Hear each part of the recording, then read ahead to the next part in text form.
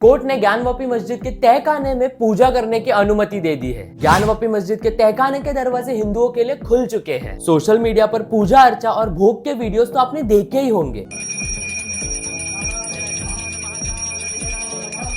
इस एक निर्णय से पूरे काशी में खुशी का माहौल है। तो ऐसा आखिर क्या है मस्जिद के तहखाने में? आखिर क्यों कोर्ट ने पूजा करने की अनुमति दी है? हाल ही में ज्ञानवापी में हुए आर्कियोलॉजी सर्वे में ऐसे कौन सी चीजें सामने आई? इन सारे सवालों के जवाब आपको इस वीडियो में मिलेंगे, तो ये वीडियो एंड तक देखना, क्योंकि देखेगा इंडिया तभी तो बदलेगा इंडिया।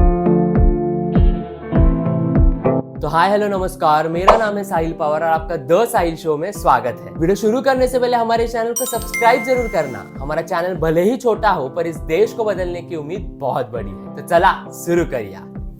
तो दोस्तों, हाल ही में अयोध्या में हुए रामलला के प्राण प्रतिष्ठा के बाद बाबरी मस्जिद और राम जन्मभूमि का विवाद परमानेंटली खत्म हो गया। पर पिछले कुछ दिनों से एक नया विवाद सुर्खियों में है, काशी में स्थित ज्ञानवापी मस्जिद। शायद आपको याद भी होगा कि पिछले ही साल मस्जिद में के सर्वे में एक शिवलिंग जैसा स्ट्रक्चर मिलने की न्यूज आई, जिसे मुस्लिम पक्ष वो एक फाउंटेन यानी फवारा है ऐसे क्लेम कर रहा था। पर इस केस पर एक लेटेस्ट अपडेट आया है, और वो है कि वाराणसी कोर्ट ने हिंदुओं की तहखाने में पूजा अर्चा करने की और भोग लगाने की डिमांड को मंजूरी दी है। आखिर तहखाने में ऐसा है क्या? दरअसल वाराणसी कोर्ट ने कुछ दिन पहले ही ज्ञानवापी मस्जिद में एक डिटेल एएसआई सर्वे करने का आदेश दिया था। उस आर्कियोलॉजी सर्वे के रिपोर्ट के अनुसार मस्जिद के ठीक नीचे एक तहखाना है, जहाँ ढेर सारे सबूत मिले हैं जो ये कंफर्म करता है कि वहाँ पहले एक भव्य मंदिर था। रिपोर्ट के अनुसार मस्जिद परिसर में हिंदू संस्कृति में मिलने वाले अनेक स्तंभ, मूर्तियां, शिलालेख, त्रिशूल की आकृतियां, स्वस्तिक, पूजा का सामान जैसे कलश इत्यादि, इन सारों का समावेश है। अब काशी के व्यास परिवार ने दिए हुए एक इंटरव्यू के अनुसार 1993 तक मस्जिद के तहखाने में पूजा अर्चा की जाती थी। पूरे परिसर का मालिक जो है वो व्यास परिवार है और उनके पास ये सबूत है, और ये कोई महज पेपर नहीं, ये अदालत का आदेश है। तहखाने में व्यास बाबा को भोग भी लगाया जाता था, पर 1993 के बाद मुलायम सरकार ने इस पर रोक लगा दी। पर अब कोर्ट ने इस पूजा को वापस शुरू करने की अनुमति दी है। सोशल मीडिया पर आपने इसके वीडियोस और फोटोज तो देखे ही होंगे। हिंदू पक्ष के अनुसार तहखाने में एक दीवार भी है, जिसके उस पार अनेक मूर्तियां या फिर अनेक सबूत होने की आशंका भी है, और इसीलिए हिंदू पक्ष इसकी जांच करने की मांग भी करता है। एएसआई के रिपोर्ट के अनुसार वो तहखाना किसी बड़े मंदिर के गर्भगृह के जैसा है, और इसीलिए लोगों का ये भी मानना है कि अगर उस जगह की अच्छी तरह से खुदाई करे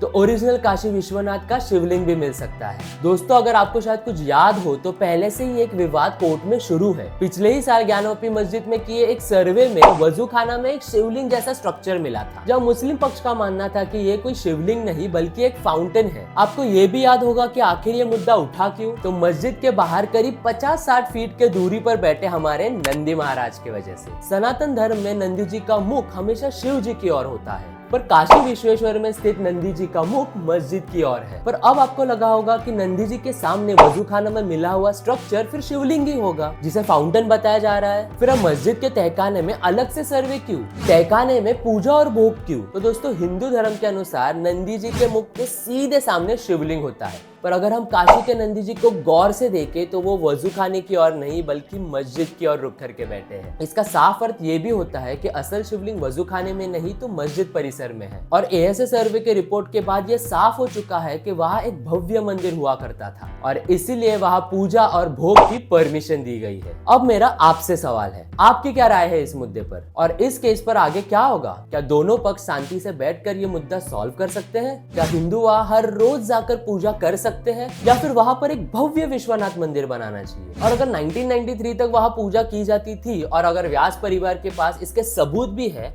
तो फिर मुलायम सरकार ने इस पर रोक क्यों लगाई? इस वीडियो से मेरी यही कोशिश है कि मैं आपको दोनों पक्ष की बातें बताऊं और इस केस पर लेटेस्ट अपडेटेड इंफॉर्मेशन दे सकूं। अगर आपको मेरी ये एनालिटिकल वीडियो पसंद आई हो तो ये वीडियो को लाइक जरूर करना, और जाते जाते हमारे इस चैनल को सब्सक्राइब जरूर करना, बिकॉज एवरी सब्सक्राइबर मैटर्स। फिर मिलते हैं ऐसे ही एक इन्फॉर्मेटिव वीडियो के साथ हर मंगलवार और शनिवार शाम 6 बजे। तब तक के लिए जय हिंद, और हाँ, देखेगा इंडिया तभी तो बदलेगा इंडिया।